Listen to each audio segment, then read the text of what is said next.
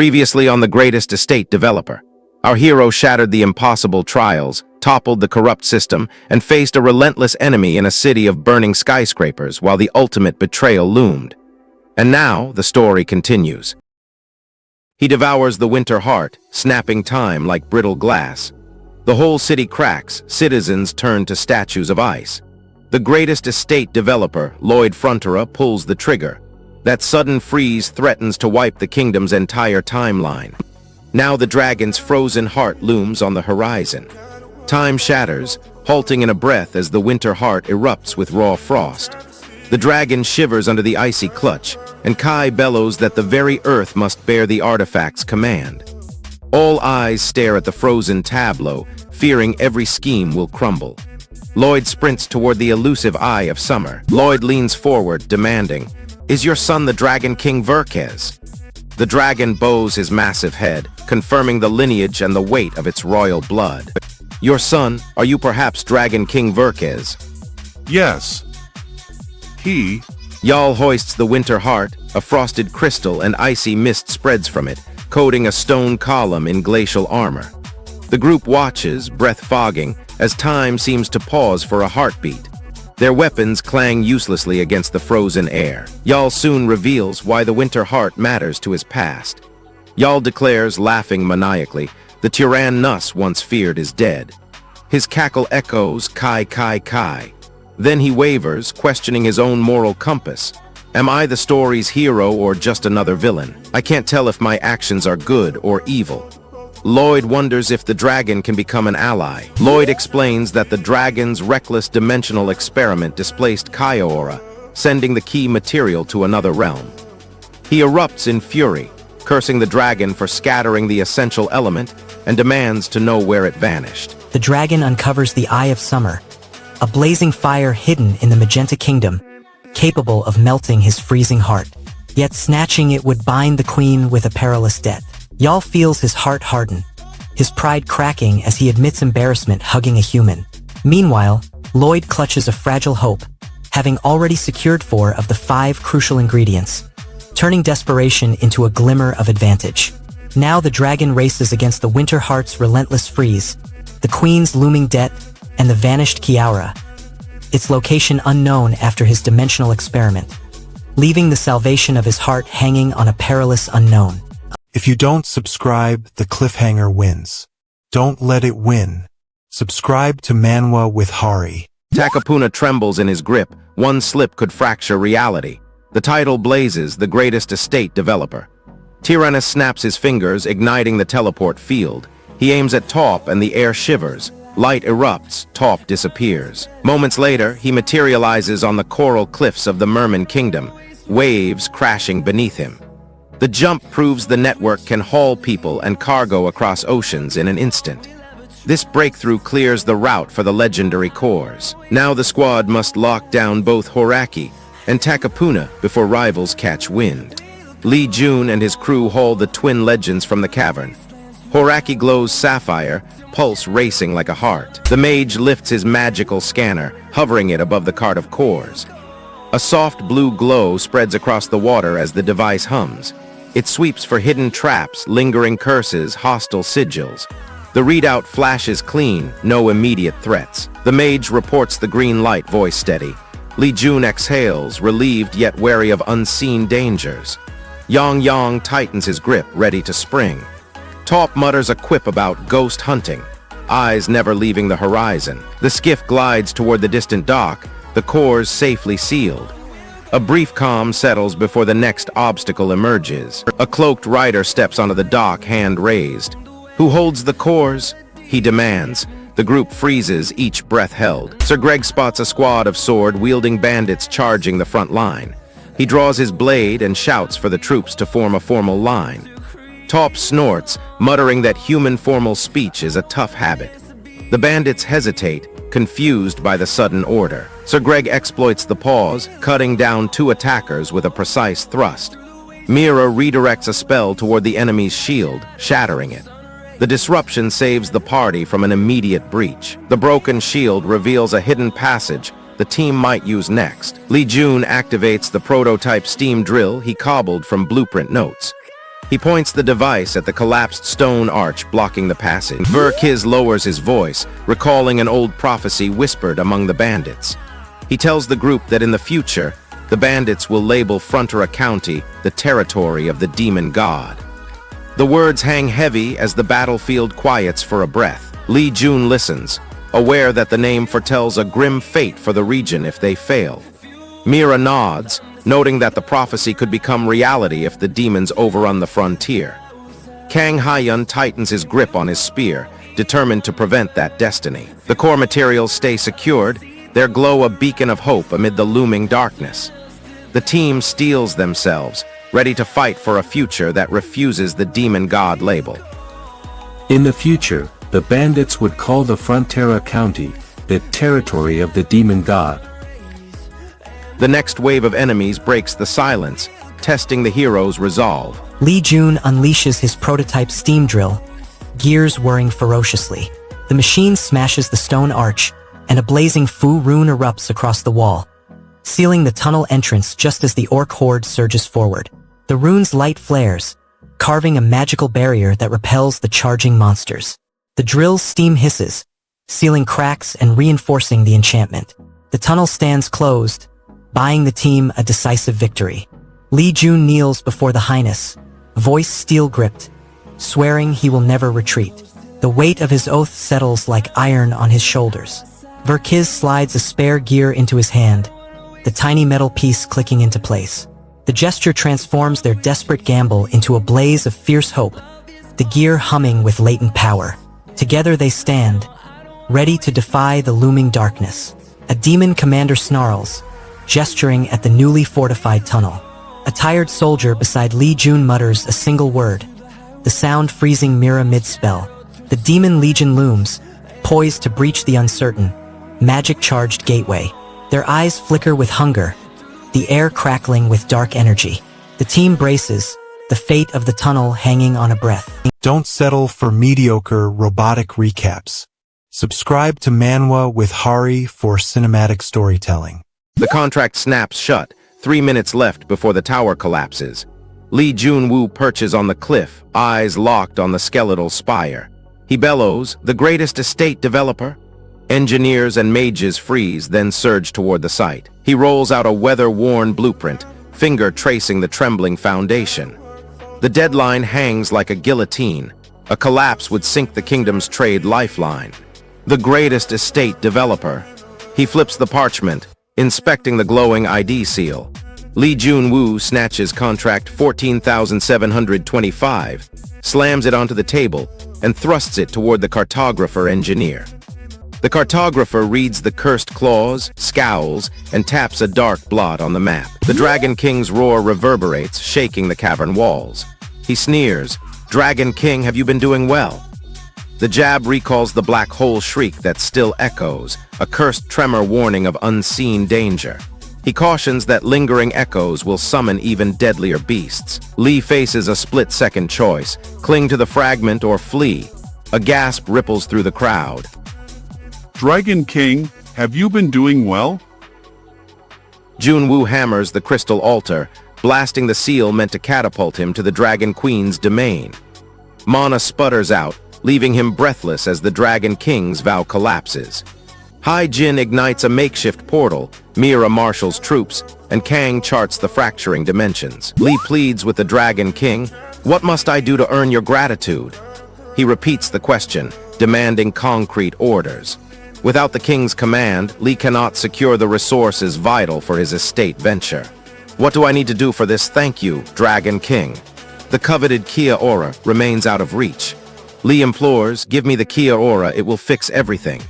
Hai-Jin furrows her brow. What exactly is the Kia Aura? Their confusion stalls progress, exposing a critical knowledge gap. The missing artifact blocks Lee's pledge to the Dragon King. "Please help me obtain the Kia Aura /." Kia. What? The Truth Jewel's composition becomes the next clue. Lee bellows, "I'll bring the missing soul back even by force." His roar galvanizes the team, cementing an ironclad vow to honor the Dragon King's decree.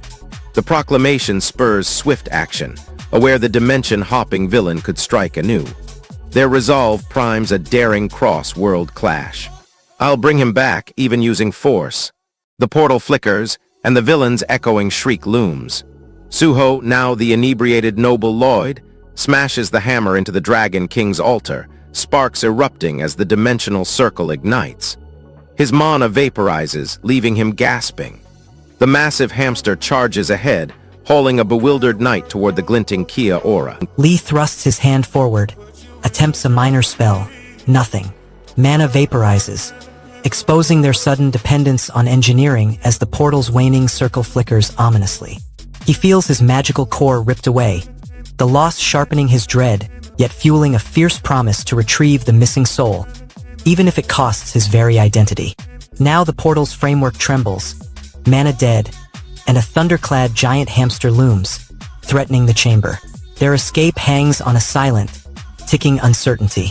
The real villain hasn't even shown their face yet.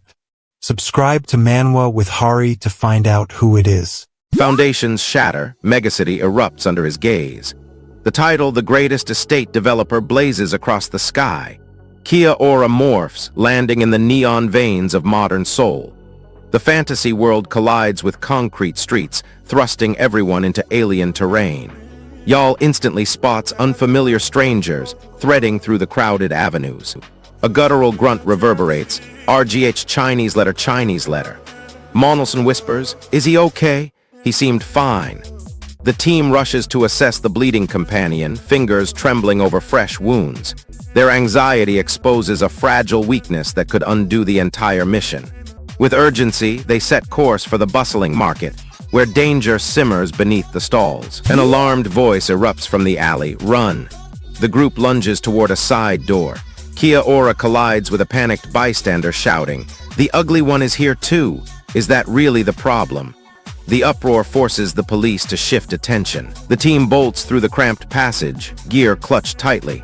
Their escape hinges on outrunning the officers. Y'all's terror teeters on the edge of collapse. Y'all's breath catches, stumbling, eyes wide with terror. He slams against a wall, clutching his throbbing head. He erupts, spilling his family's ruin. A colossal scam that stripped them bare, his parents' suicide, the crippling illness that haunted him. The group clusters around the map. Y'all points to an odd glyph, murmuring, "Cue me aft." He gestures, and the device hums, reacting to his motion. The symbol flares, confirming a magical trigger. This discovery reveals the tower's defenses can be manually activated. The revelation forces a rethink of their entry point. The team stands at Namsan Tower's base, eyes fixed on its soaring height. They debate the impossibility of seizing the whole structure. One suggests carving the tower into sections, others protest, citing limited resources. They settle on targeting a single floor, setting realistic goals. A sudden shout shatters their quiet planning. No. Y'all didn't look normal. Not after you came to this world. No. Princess Lyra meets Y'all's gaze, declaring he remains the same person in her eyes. She notes that whether he creates a mess with a grim face or weeps in fear, his sense of responsibility shines. Her words validate Y'all's inner drive, reminding him actions, not appearance, define worth. This reassurance fuels his confidence for the looming challenges. The scene pauses into a silent moment before a decisive plan. You're the same person in my eyes. Whether I make a mess or cry, they see my resolve. The next scene shows a silent standoff as tensions rise. Y'all stands alone, eyes locked on the distant mountain where his family's debt looms. Y'all storms the Kingdom Council, unfurling his massive blueprint and pinpointing the mountain site, while Goliath the giant hamster nudges the water conduit, transforming his desperate debt repayment scheme into a daring public wager. Y'all stakes his fragile hope on the plan, feeling his parents' legacy pulse through every line, while the crushing weight of their ruined fortunes forces him to succeed or be forever drowned in shame. The council murmurs indecision. The rivals' warning of insufficient capital rings louder, and the looming mountain debt flickers like a ticking time bomb, leaving Y'all's fate teetering on the edge of collapse. Every breath now counts as the kingdom watches. Hit subscribe on Manwa with Hari right now. The next recap is closer than you think. He bolts the love lock fence, locking fate into place before dawn. The title blazes, the greatest estate developer. Suho, reborn as Lloyd Frontera, stares at the towering iron barrier. He feels the weight of his lineage. This fence will seal his family's destiny. Tension crackles. Lloyd's gaze fixes on the mysterious Kia aura, its purpose still a puzzle. Lloyd whispers, "What is this?" Then blurted, "Is this the Kia aura?" He scans the sky-high fence, hunting its secret function.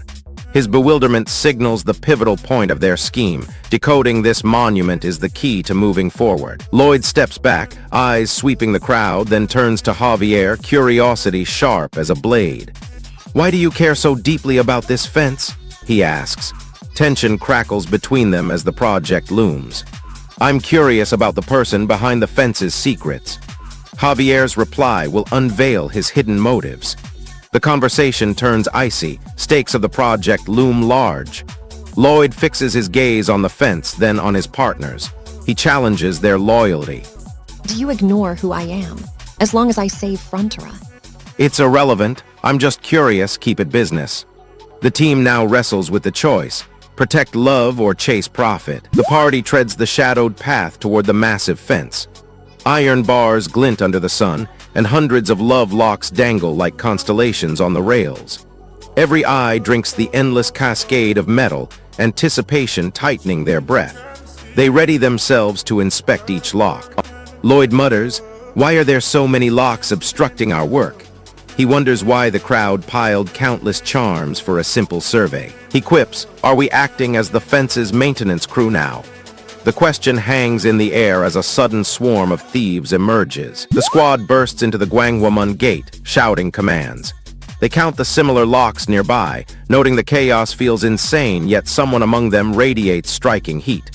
They scramble through the throng, hunting a concealed exit. Their haste risks missing the next clue. Here at Gwangwamun Gate. Go like this, he's super hot. Ahead, a hidden mechanism behind the gate promises to unlock the memory lock. Lloyd jolts awake, startled by his own shout, "Huh, what?" He scans the bustling square. A street vendor approaches, asking if he feels sad leaving his hometown, urging him to stay and support his family. Lloyd shakes his head, saying he can't linger. Hayamino Yeoman curses, "Oof og," when a concealed barrier blocks their path. He forces the group to reroute, applying clever engineering tricks. Overcoming the obstacle proves their teamwork can handle unexpected traps. They break through the barrier. Lloyd erupts with laughter. "Ahahaha! It's over. We gathered all the materials." He declares they have secured Kia aura and every core component of Aotearoa. Their success clears the biggest hurdle for the Frontera territory project. "Ahahaha! It's over. We gathered all the materials." With the core secured, they plan the next construction phase. The display flashes bonus RP, current RP, noting restoration of fate, and promising to crush the remaining challenge completely. The RP surge grants extra resources to fund the upcoming estate development push. Lloyd slams his engineering plans on the Namsan Tower fence, shouting that love locks are relics while his giant hamster gnaws the thieves' weapons, and the team seizes every core material of Aotearoa. Lloyd feels triumph surge as grateful workers applaud his quick command, while the thieves' defeat fuels his resolve to protect the market, cementing his reputation as the fearless estate guardian. Yet a hidden barrier still looms beyond the cliffside, and the system's flashing RP warning hints at a looming catastrophe that could shatter their hard-won progress if they fail to confront the next core challenge. Fans from over 50 countries already wake up to Manwa with Harry recaps. Subscribe and be part of it. Midnight looms. If the cursed corpse isn't burned, the King of Hell will tear the world open. Yal, renowned estate magnate, steps into the vaulted hall, coat crisp, blueprint clenched. He scans the noble assembly, voice low but fierce. "The summoning has already begun," he declares, gesturing to the obsidian altar. "First, we must name the wish that will drive the gate." He warns that a vague desire collapses the rite and drags the kingdom into ruin. The courtiers shift, their faces tight, aware that every breath now hinges on his terms. Yal lays out the rule. The wish must be crystal clear, a single iron-sharp intent. Yal outlines his spark. Destabilize the queen, plunge her into madness. He will twist her emotions until reason cracks, then command his troops to storm the Magenta Castle, the strategic heart of the coming war. By breaking the queen's mind, chaos erupts, clearing his path to power. Drive the queen mad, start the war. Let's go to the Magenta Castle. Whispered rumors swirl among the queen's advisors, noting her sudden fury. Chaos spirals as Yal shouts his allies to split, bidding farewell to Myung and Hyacian.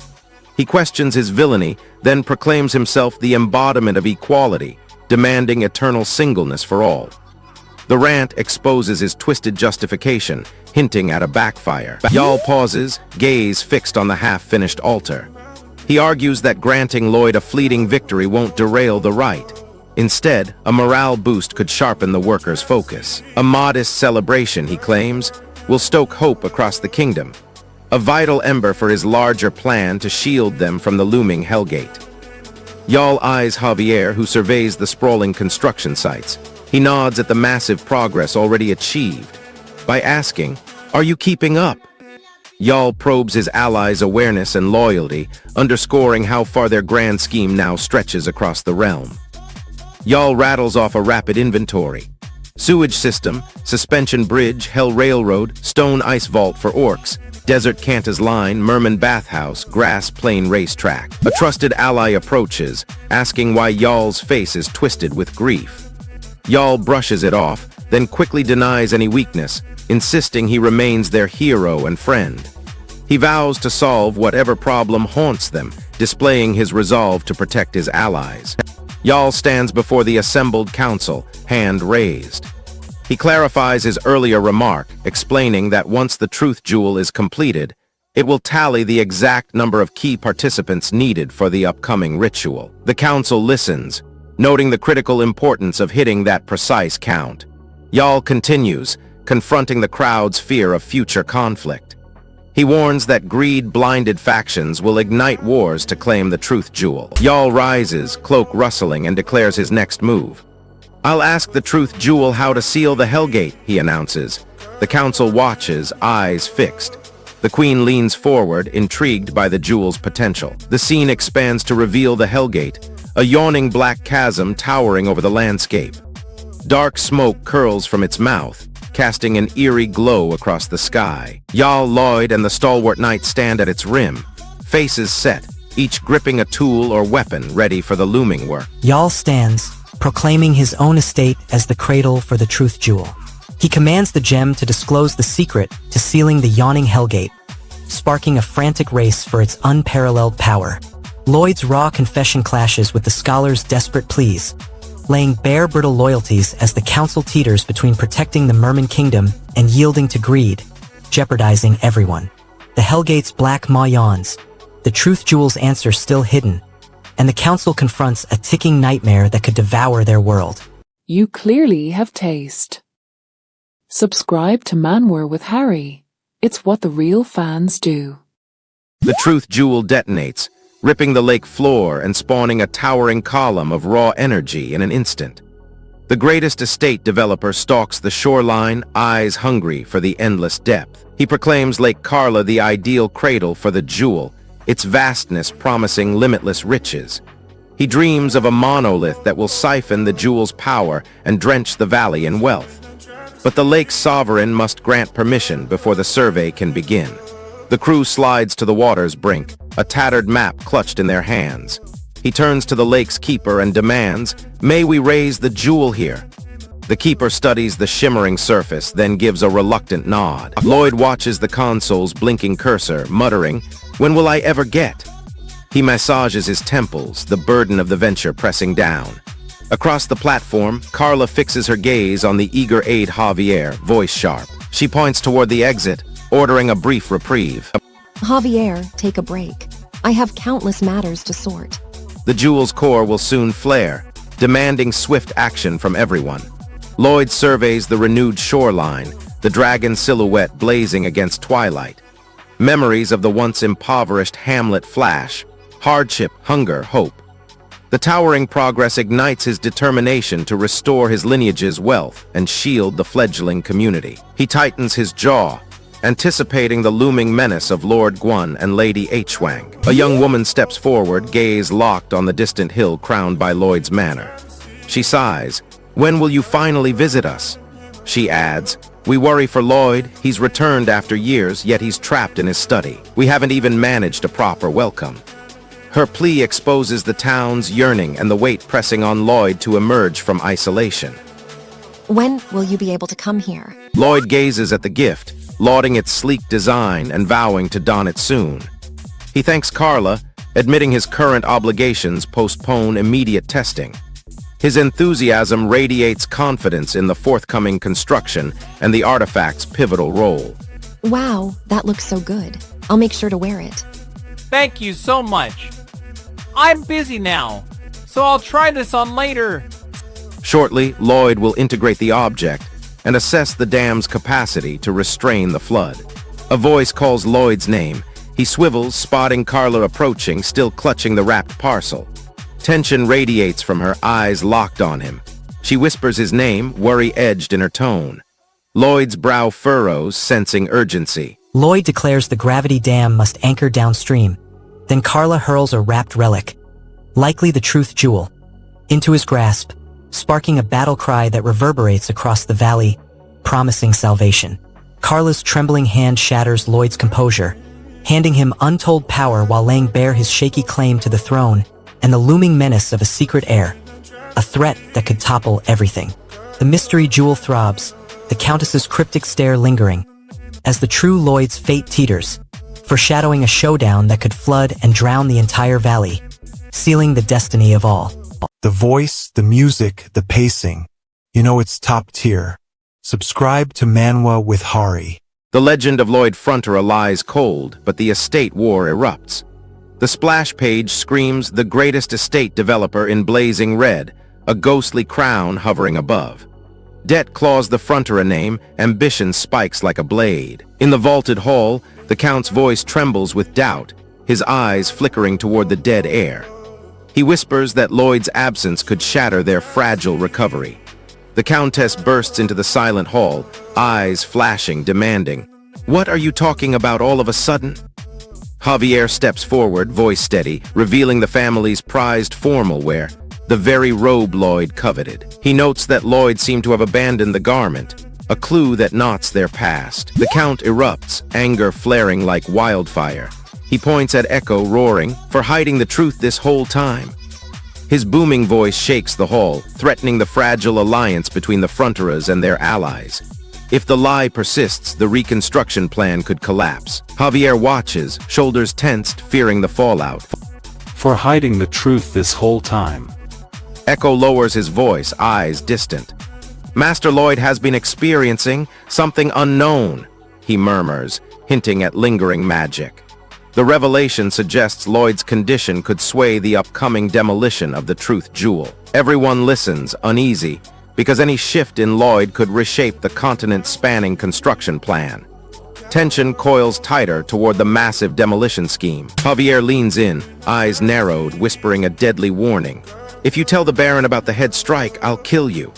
Lloyd swallows, nods, and vows silence. The tension spikes as the secret threatens to unravel their fragile alliance, hinting at future conflict with the Baron. If you tell the Baron, I'll kill you. Okay, I won't say anything. Lloyd, the Count and Countess gasp, the truth shattering the room. Master Lloyd lies cold, and the noble they cherish is a reborn soul.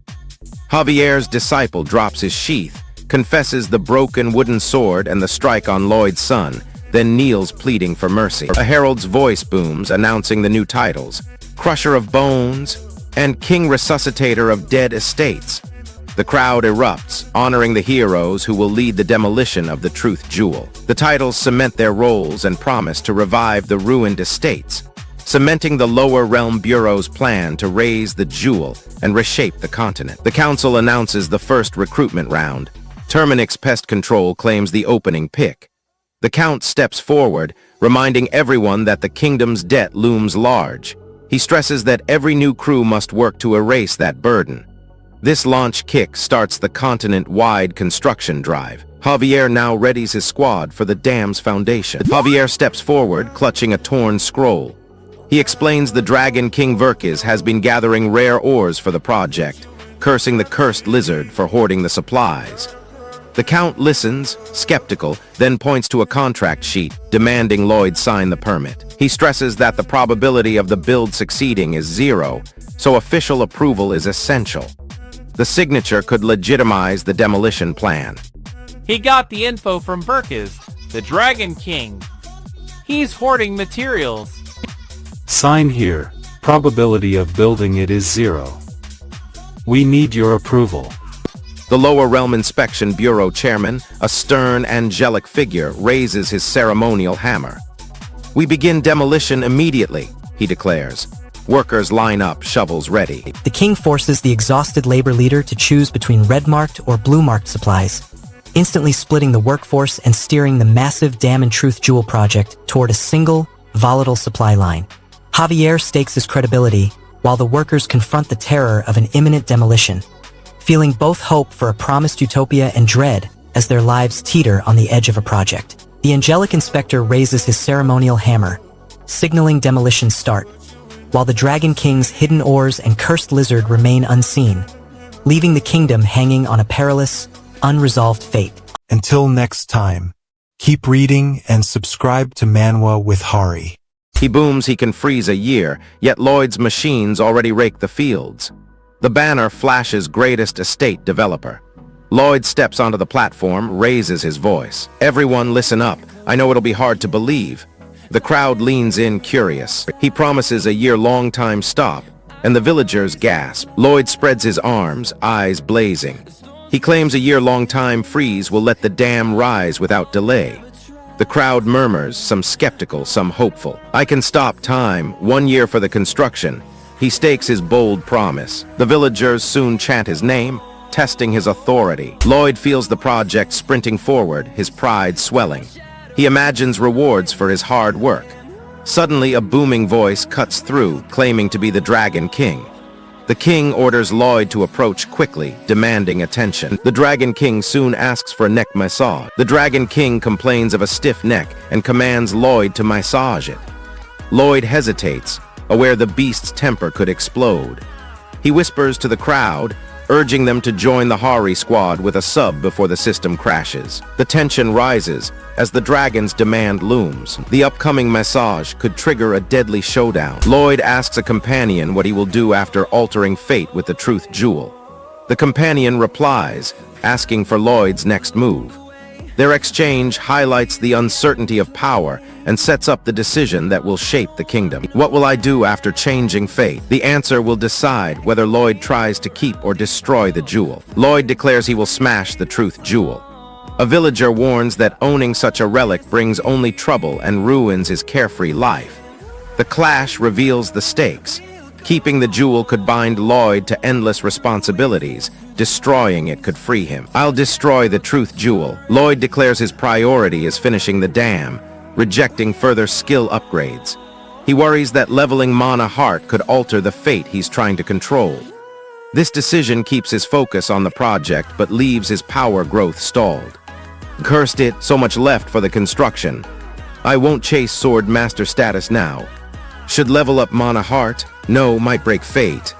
Next, the time-stop device nears completion.